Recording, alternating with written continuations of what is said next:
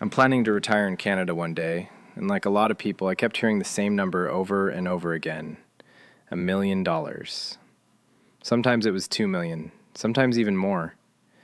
The message seemed pretty clear.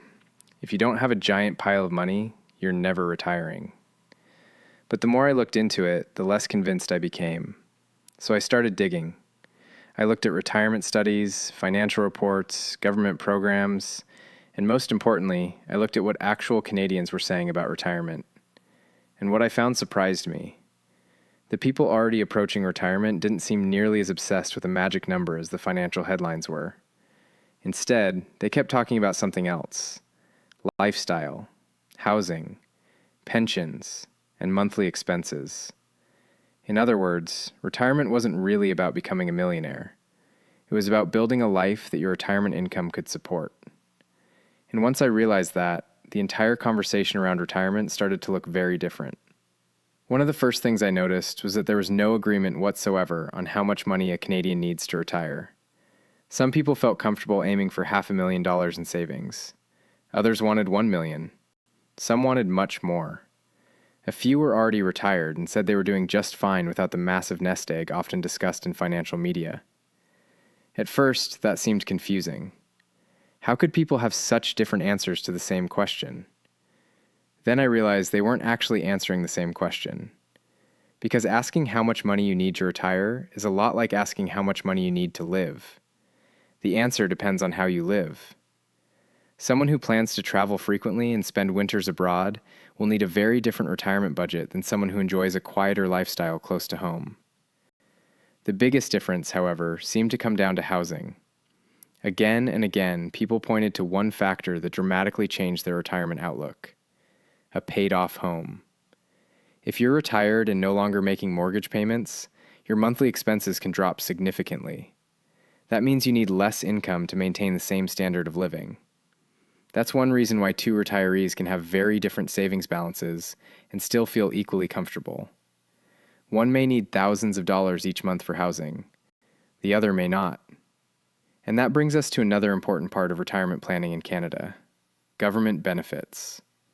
Many Canadians will receive income from the Canada Pension Plan, or CPP, along with Old Age Security, known as OAS.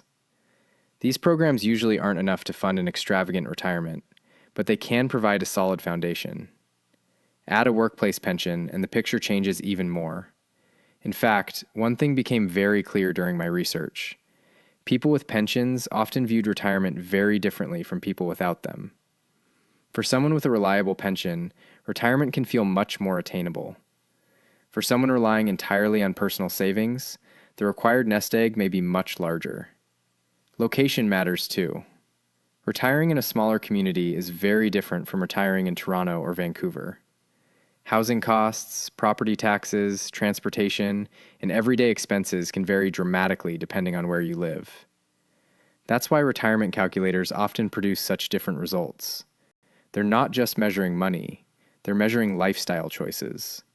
Experts often estimate that retirees need around 50 to 70% of their pre-retirement income to maintain a similar lifestyle. But even that guideline isn't universal. Some retirees spend less than expected. Others spend more. Many spend heavily on travel and hobbies early in retirement before slowing down later in life. So after everything I found, I came away with one major conclusion. The question isn't whether you have $1 million. The question is whether your income sources can support the life you want. For some Canadians, that might require $1 million portfolio. For others, it might not. A paid-off home, CPP, OAS, a workplace pension, and reasonable spending habits can go much further than many people realize. And that's probably the biggest retirement myth in Canada.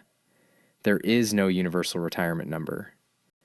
The amount you need depends on your lifestyle, housing situation, location, health, and expectations. So if you're planning for retirement, don't focus solely on chasing somebody else's target. Start by figuring out the life you actually want to live. Because once you know that, you'll have a much clearer idea of how much retirement will really cost. And you might discover that the number is very different from what you've been told. Until next time, thanks for watching. Don't forget to subscribe for more deep dives into money, life in Canada.